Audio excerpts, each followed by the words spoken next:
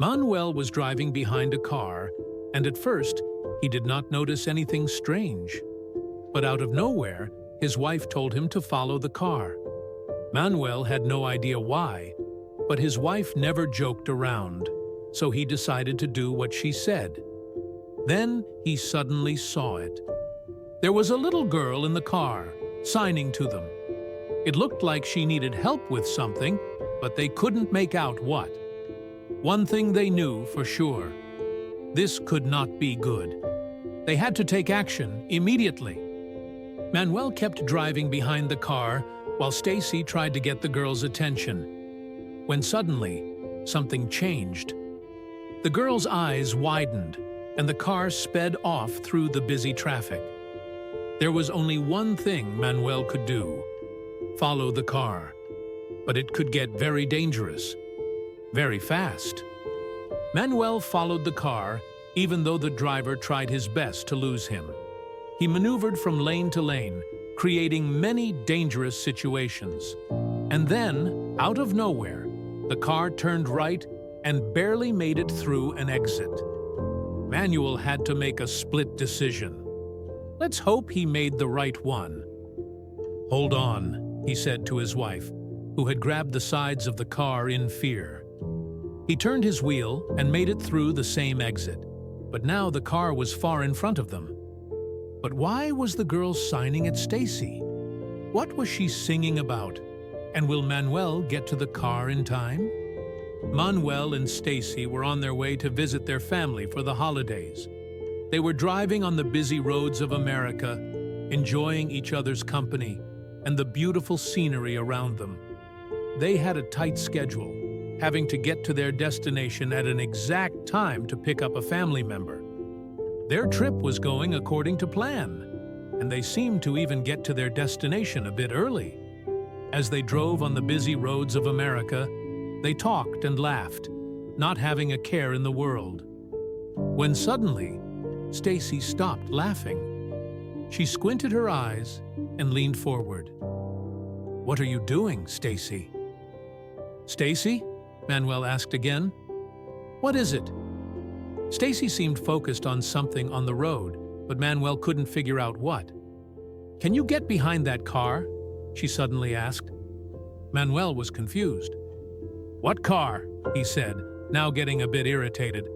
"The dark blue one, 2 lanes on your right." Manuel sighed and moved 2 lanes to his right.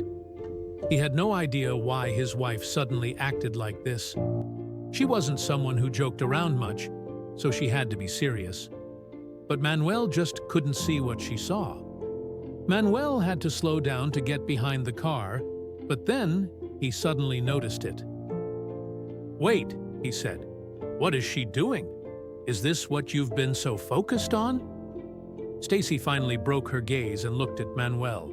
She looked a bit frustrated. "Can't you see she's in distress?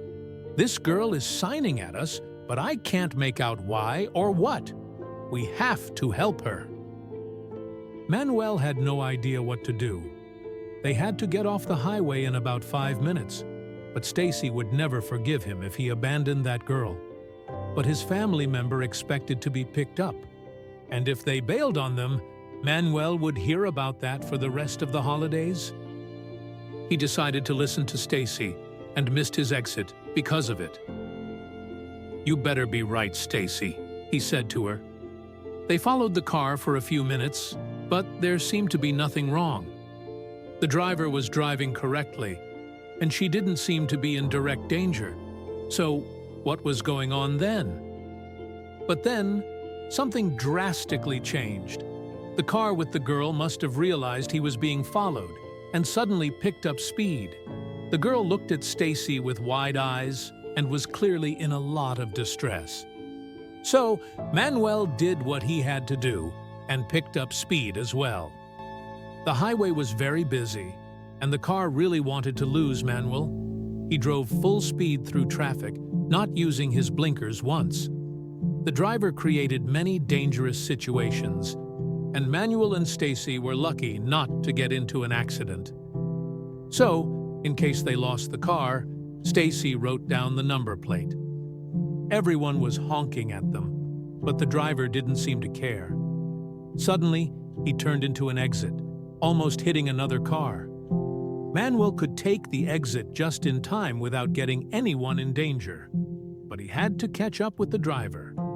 He could see the dark blue car, but there were at least 4 cars between them. Stacy held onto the sides of Manuel's car as if her life depended on it. She had never been in a situation like this before and was really scared. An accident could happen with just one wrong move. What had she gotten them into? This wasn't how their trip was supposed to go. The driver turned into a small village and raced through its narrow streets. Manuel tried his best to stay close behind, but he didn't want to hit anyone. He wondered why they hadn't come across a police car. "Should we call 911?" Manuel asked. He expected Stacy to agree instantly, but her response wasn't as he expected. Stacy truly thought about his question. "This really is something the police should handle," Manuel said again. "Well," Stacy said, "the police wouldn't just arrest the driver in front of us. You also drove like a lunatic. And I know why, but the police aren't as thoughtful as I am, you know?" Manuel knew Stacy was right. They would arrest him just as they would arrest the person driving the other car. But what would they do if they got the car to stop? What would happen if the driver suddenly turned around and drove straight at them? It's not just dangerous for the girl, but for them too. He was just about to bring up another good argument to get the police involved when he noticed something in his rearview mirror. Red and blue flickering lights approached their car, and as it got closer, they could hear the siren. Manuel looked at Stacy with a smile, but Stacy looked back with fear. Shit! Manuel wondered why Stacy was scared. Their pursuit was almost over. He was sure the police would drive right past them and go after the other car. But Stacy already knew what was about to happen. She had warned Manuel about it, and it turned out that Stacy was right all along. The police car got in front of Manuel's car and ordered it to stop. He didn't want to get in more trouble than he already was, so he followed the orders. They turned into a gas station. Once they both stood still, the police car door opened, and Manuel and Stacy looked straight into the barrel of a gun. "Step out with your hands up in the air," the officer yelled. "You have the wrong guy," Manuel yelled back, but Stacy tried to shush him. "Just listen to the officer, Manuel. Don't get yourself killed." They slowly stepped out of their car and were both immediately handcuffed and put in the back of the police car. Manuel tried to explain the situation to the officer, but he didn't listen. Not even when Stacy tried to explain it too. He just told them how many laws they had broken and read them their rights. Manuel sighed. "Let it go, Stacy. It's over. I'm so sorry." But Stacy wasn't done yet.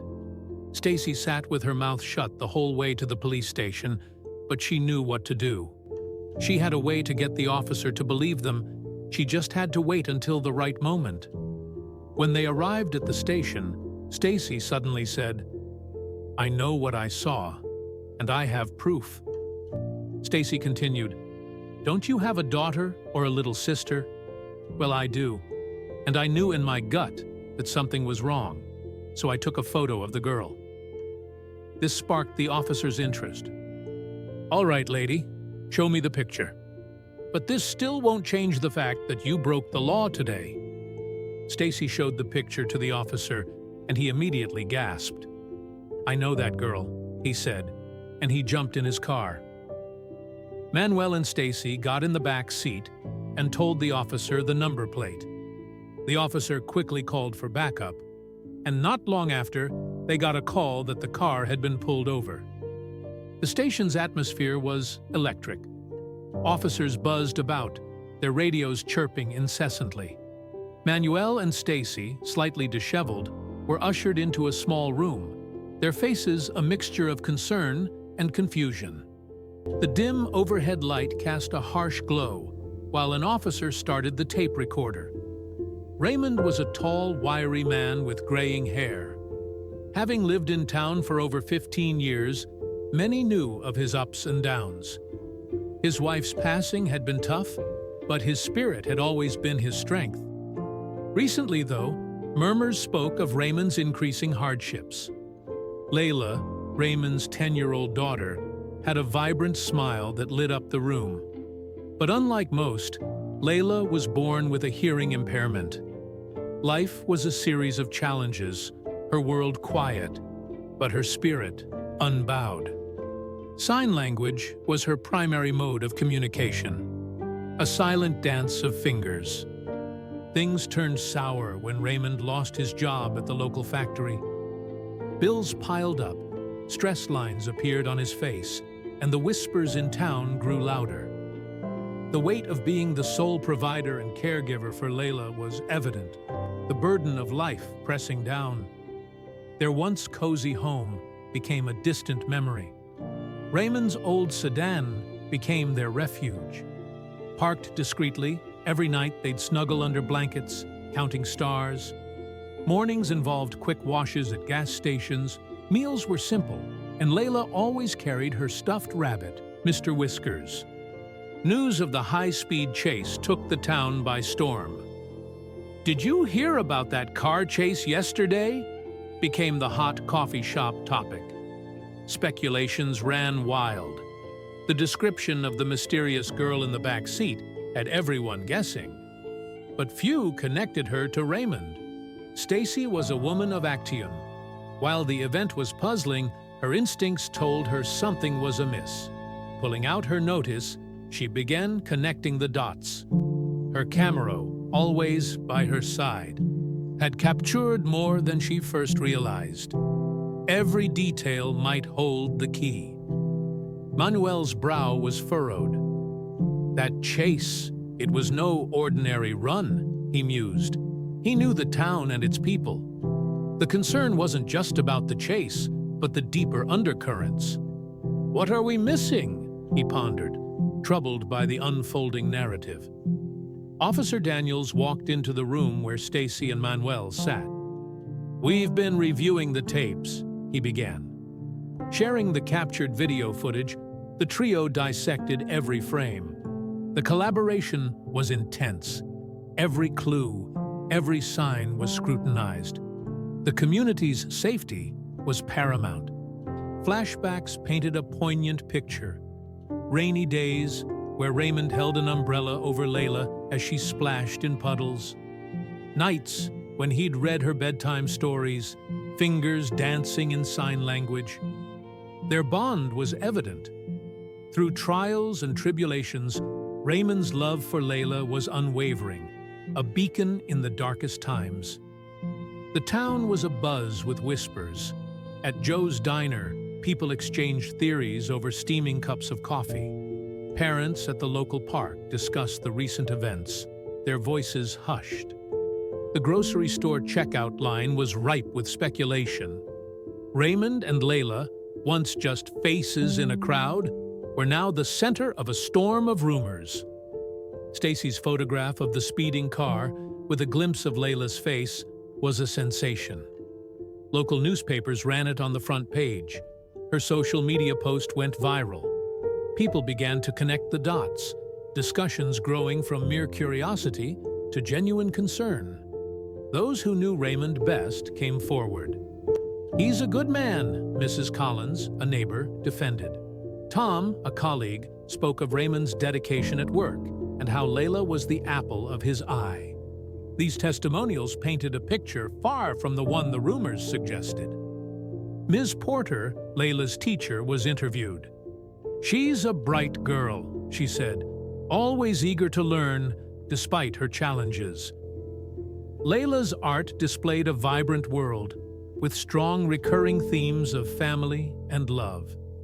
It was clear she missed regular school, her safe haven of learning. Some locals began to piece together the tragic story and sprang into action.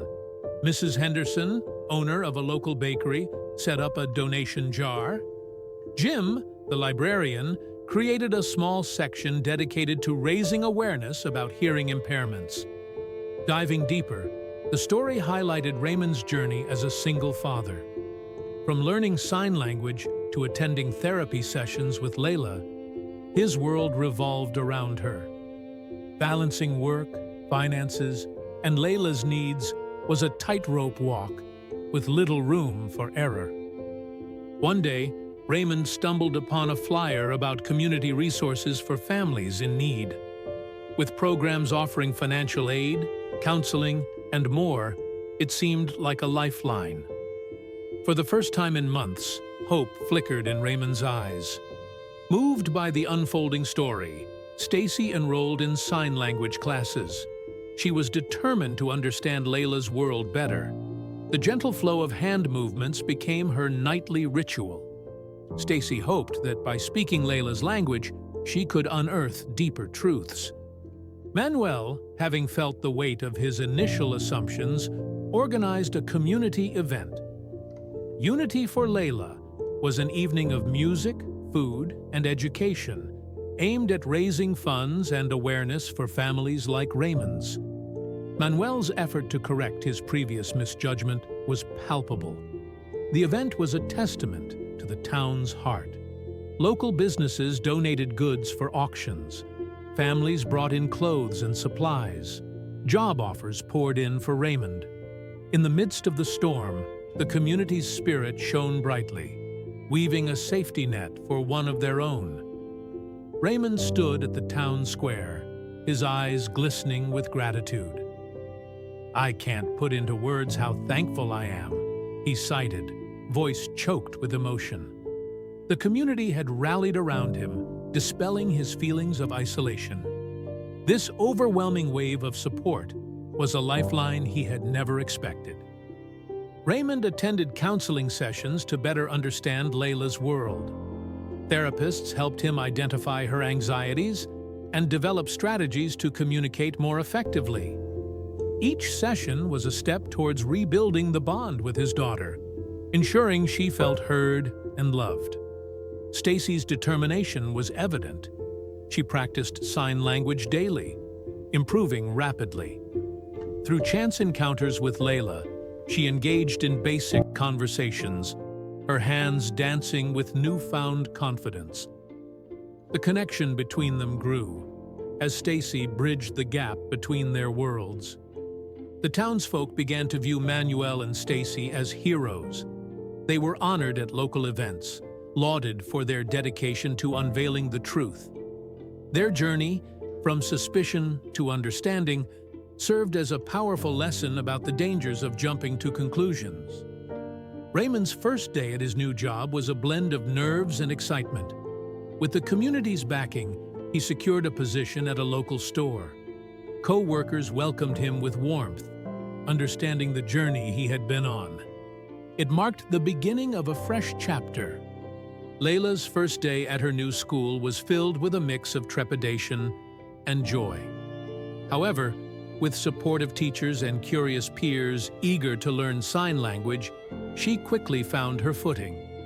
She thrived academically and socially, her laughter becoming a familiar sound in the hallways. The incident had a silver lining. It showcased the community's strength and unity. The town organized inclusive events, from sign language workshops to communal dinners, promoting understanding and solidarity. The once fragmented town was now tightly knit, embracing diversity and inclusion. Raymond often found himself reflecting on the fateful day. It was a stark reminder of life's unpredictability. He marveled at his growth from despair to gratitude and the transformation of an entire community. In adversity, he had found his strength and the collective strength of his neighbors. The tumultuous events brought Manuel and Stacy closer. Their shared mission forged a bond deeper than friendship. Through collaboration, late-night discussions, and a shared passion for the truth, they found in each other a kindred spirit, a partnership that transcended mere acquaintance. The idea was sparked during a community meeting. A support group for struggling families ensuring no one would feel as isolated as Raymond once did. Initial discussions were full of enthusiasm, with many volunteering to help. It was a testament to the community's newfound commitment to uplift and support every member. Meetings became frequent in the town hall. Eager members, led by Manuel, brainstormed how to best serve struggling families. From scheduling to funding, every aspect was meticulously planned, ensuring the support group would make a lasting impact. While practicing with Layla, a certain sign caught Stacy's attention. The repeated gesture started to form a pattern.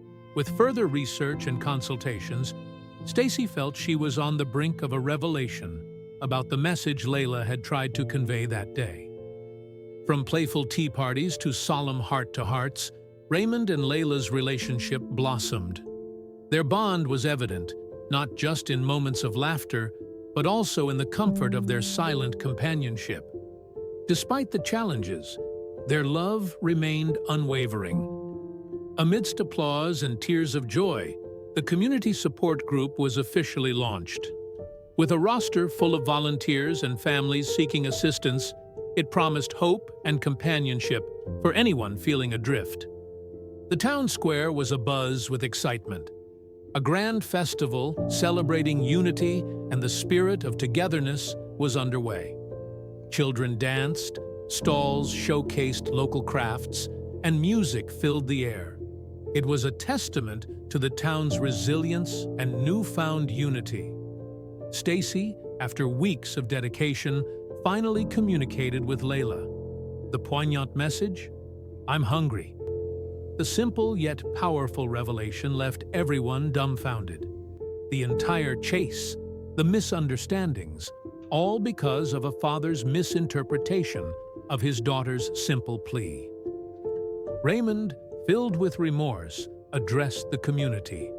He signed his apology, explaining how fear for his daughter's safety clouded his judgment. "I saw pursuit and thought danger," he conveyed, regret evident in his eyes. As the dust settled, characters like Manuel, Stacy, and Raymond introspected. Their reflections converged on a singular theme: the paramount importance of understanding and communication, how it could bridge gaps and prevent unforeseen chaos. The town was forever changed. Signs promoting inclusivity adorned streets, classrooms, integrated sign language, and a culture of empathy prevailed. The incident had left an indelible mark, urging residents to always seek understanding before judgment. The tale, filled with suspense and emotion, culminated in a powerful message about community. It emphasized how, in moments of uncertainty, the collective strength of human connection and empathy can light the way, turning potential discord into harmonious unity.